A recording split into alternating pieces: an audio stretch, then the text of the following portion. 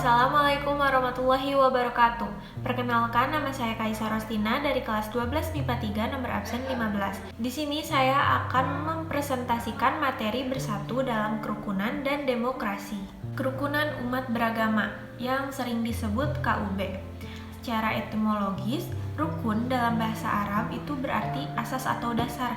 Misalnya rukun Islam, asas Islam, atau dasar agama Islam.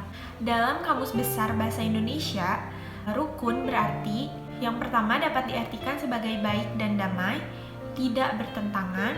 Yang kedua dapat diartikan sebagai bersatu hati, bersepakat, merukunkan. Selanjutnya bisa juga dalam kata-kata seperti mendamaikan, menjadikan bersatu hati. Adapun kerukunan yang berarti perihal hidup rukun atau rasa rukun dan lain sebagainya. Selanjutnya adapun tujuan dan perilaku yang mencerminkan kerukunan umat beragama. Yang pertama, tujuan kerukunan hidup beragama itu diantaranya adalah yang pertama, untuk meningkatkan keimanan dan ketakwaan keberagamaan masing-masing pemeluk agama. Yang kedua, untuk mewujudkan stabilitas nasional yang mantap. Yang ketiga, menunjang dan mensukseskan pembangunan. Yang terakhir, memelihara dan mempererat rasa persaudaraan. Selanjutnya terdapat perilaku yang dapat mencerminkan kerukunan antar umat beragama. Yang pertama, saling tenggang rasa, menghargai dan toleransi antar umat beragama. Yang kedua, tidak memaksakan seseorang untuk memeluk agama tertentu. Yang ketiga, melaksanakan ibadah sesuai dengan agamanya. Dan yang terakhir, mematuhi peraturan keagamaan baik dalam agamanya maupun peraturan negara atau pemerintah. Selanjutnya terdapat 3 dasar-dasar kerukunan. Yang pertama, secara teologi semua agama mengajarkan damai, kasih, ramah, menghargai walian. Yang kedua, secara filosofis manusia pada dasarnya membutuhkan manusia lain dalam kehidupan bersama. Jika tidak bisa rukun atau bekerja sama, maka tidak dapat hidup, karena manusia itu tidak dapat hidup sendiri. Keberagamaan adalah keniscayaan. Jadi, potensi gesekan atau konflik itu pasti ada.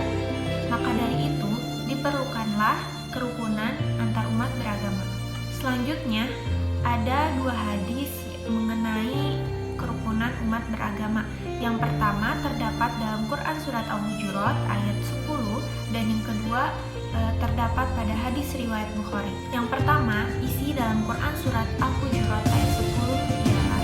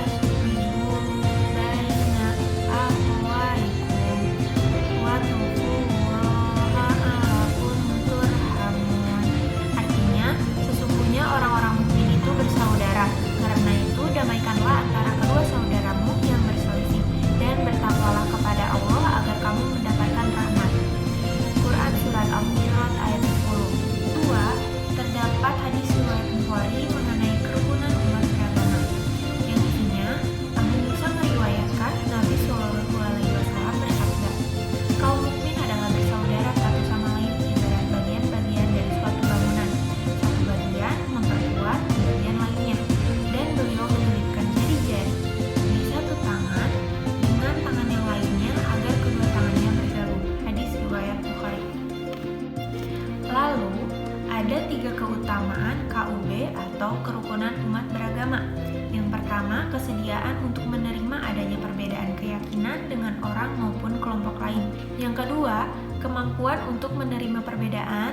Selanjutnya, menikmati suasana kehusyuan yang dirasakan orang lain sewaktu mereka mengamalkan ajaran agamanya. Dan yang terakhir, kesediaan membiarkan orang lain untuk mengamalkan ajaran yang diyakininya. Lalu, ada pengertian dan hadis demokrasi. Jadi, demokrasi adalah bentuk maju atau sistematika dari cara-cara rakyat untuk bermusyawarah. Jelas di dalam Islam itu ada prinsip bermusyawarah dalam memutuskan pengaturan hal-hal yang bersifat kepentingan umum. Dalam Al-Quran, surat Al-Hujurat ayat 13, Allah berfirman, A'udzubillahi minasyaitonirrajim. Bismillahirrahmanirrahim. Ya ayyuhan nasu inna khalaqnakum min dzakarin wa unsa wa ja'alnakum syu'uban wa qabaila lita'arafu. Inna akramakum indallahi atqakum. Innallaha alimun khabir. Yang artinya, hai manusia, sesungguhnya kami menciptakan kamu dari seorang laki-laki dan seorang perempuan dan menjadikan kamu berbangsa-bangsa serta bersuku-suku supaya kamu saling mengenal. Sesungguhnya orang yang paling mulia di antara kamu di sisi Allah ialah orang yang paling takwa di antara kamu. Sesungguhnya Allah Maha Mengetahui lagi Maha Mengenal. Lalu apa sih hubungan demokrasi dan beragama? Jadi, di Indonesia ini kita memilih demokrasi sebagai alat berkomunikasi bernegara karena hanya dengan demokrasi hak-hak kelompok minoritas dapat dilindungi. Jadi sejak zaman Nabi Adam tak pernah ada pelanggaran atau pelarangan terhadap keyakinan yang berhasil. Pelarangan bahkan pembantaian terhadap pemeluknya sekalipun mungkin menurunkan aktivitas pemeluknya, tapi keyakinan mereka tidak bisa diubah. Jadi, berdemokrasi dan beragama itu dua-duanya merupakan hak asasi. Keduanya dipertemukan bagaikan jembatan prinsip kebebasan. Dengan prinsip kebebasan itu, manusia dapat menjadi merdeka dan dapat memanusiakan dirinya sendiri. Dengan prinsip kebebasan itu, manusia tidak akan merasa tertekan untuk menyalurkan aspirasinya dan bebas menjalankan agama yang diyakininya.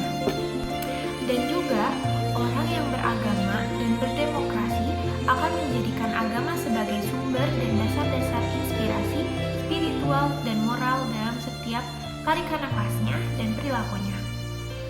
Sekian dan terima kasih. Mohon maaf bila ada salah kata penyebutan. Akhir dalam presentasi ini saya akan memberikan satu quotes tentang kerukunan dan demokrasi.